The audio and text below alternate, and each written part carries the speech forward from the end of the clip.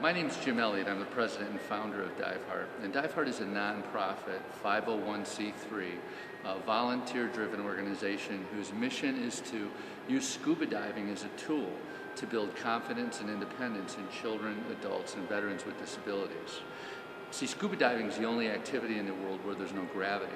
So people with disabilities who have physical limitations on land because they're confined perhaps to a wheelchair or a walker can now become basically astronauts here on Earth in pools all over the country.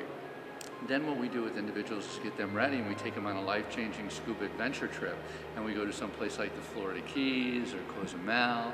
And now they can go, they go back to their friends and they say, well, what'd you do this summer, Johnny? And it's like, well, I went shark diving. And they go, yeah, right, you're in a wheelchair, you have a traumatic brain injury, and you're blind. How do you do that? And it's like, no, here's the DVD. And they pop in a DVD and it's like, oh my God, that is so cool. You're diving with sharks or in a wreck or something like that. And the thing is, the psychology of what people think a scuba diver is very interesting. We've done some research, not official or anything, but after talking to thousands of people and asking them what their perception of what a scuba diver is, they think scuba divers are really high-speed, Jacques Cousteau, Navy SEAL, James Bond, kind of characters, right? And what's cool is when somebody then rolls up in a wheelchair, or somebody has a traumatic brain injury, or somebody's visually impaired, and they say that they're scuba divers, people go, wait a minute, you're not a scuba diver, you're in a wheelchair, how do you scuba dive, or you're blind, or whatever. And it's amazing what it does. All of a sudden, there's a paradigm shift in the individual. And there's an identity change and a belief change. So now all of a sudden, it's not Johnny in the wheelchair anymore, it's Johnny the scuba diver. Well, now Johnny's a scuba diver, right? Johnny can do anything. And he takes on greater challenges, and he excels in things and that he never done before. The main thing is we want them to not hold their breath. We want them to know how to equalize and be able to communicate with us so that I'm confident that I know that you are able to equalize your ears when you go underwater. So many people go, oh, well, I can't dive. Why? Well, because when I go underwater, my ears hurt. Well, I'm like, well, did anyone show you how to equalize your ears? And they go, no. I'm like, well, you're not going to drive a car if people don't show you how to drive a car, right? It's the same thing with diving. I mean, and so many people snorkel. They go on a snorkeling trip, and they swallow half the ocean because no one showed them how to clear a snorkel properly or control their airway or protect it. So people with cognitive disabilities were a challenge, less of a challenge now since we've been working with them a lot, but still, it depends on the severity of their disability.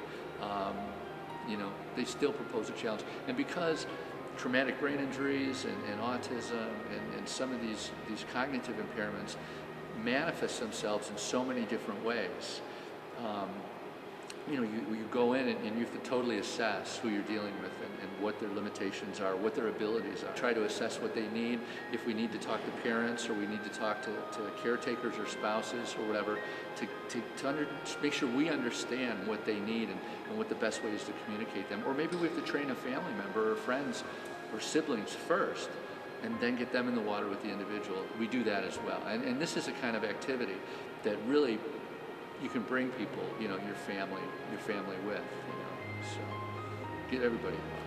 And what I like to tell people is that if we burnt down or cut down all the forests in the world, we'd be destroying the lungs of the world.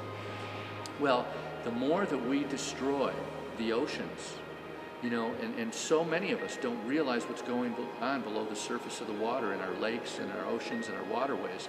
We're actually like destroying our circulatory system. So just as we would never let people, cut down all the trees in the world, why, we don't want to let people continue to destroy our oceans and our ecosystem there, okay, without doing something about it. So our vision is to take this sedentary, for the most part, in general, a sedentary population that may not do as much as they would like to do or potential, and take that human potential and convert it, into this belief system. Now they're scuba divers, and point them in a direction where they can pursue an interest and an avocation, if not a vocation, but perhaps get a paycheck at the end of the day. So now you're helping the individual, you're helping the environment, and you're helping the economy if they get a paycheck. It's a win-win-win.